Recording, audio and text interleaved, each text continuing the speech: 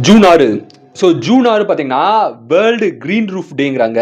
So green roof டேங்கன்னா என்னென்னு பார்த்தீங்கன்னா, ஸோ பெரிய பெரிய பில்டிங்கில் டாப்பில் பார்த்தீங்கன்னா ஃபுல்லாகவே க்ரீன் ரூஃப் வந்து பண்ணியிருப்பாங்க. க்ரீனரியாக வந்து ரூஃப் வந்து பண்ணியிருப்பாங்க. சில பில்டிங்கில் சைட்லலாம் வந்து க்ரீன் ரூஃப் வந்து பண்ணியிருப்பாங்க. ஸோ இந்த மாதிரி பண்ணுறதுனால ஹீட்லேருந்து அந்த பில்டிங்குள்ள ஹீட் வந்து கம்மியாகும்.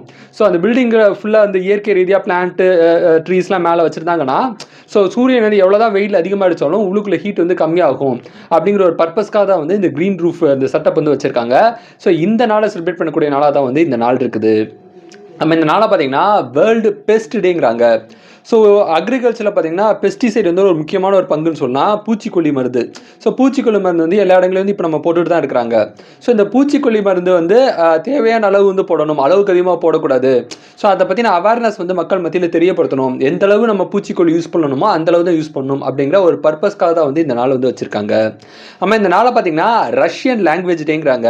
ஸோ உலகத்திலே பழமையான மொழிகளில் ஒரு மொழியாக வந்து ரஷ்ய மொழி இருக்குது.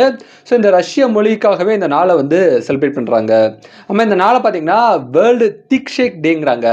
திக் ஷேக்குன்னு என்னென்னு பார்த்தீங்கன்னா மில்க் ஷேக்கை விட கொஞ்சம் திக்காக இருக்கும், பாலை விட கொஞ்சம் திக்காக வந்து இருக்கும். ரொம்பவே ஒரு மாதிரி ஐஸ்கிரீம்லாம் போட்டு பயங்கர ஒரு பார்க்குறதுக்கு பார்த்தீங்கன்னா எச்சி ஊறும். அந்த மாதிரி ஒரு ஷேக் வந்து இந்த திக் ஷேக்குங்கிறாங்க.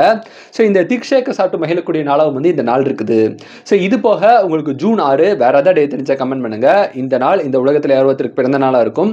உங்களுக்கு பிறந்த நாளாக இருந்தால் உங்களுக்கு என்னோட இனிய பிறந்தநாள் வாழ்த்துக்கள். So happy birthday to you. Thank you.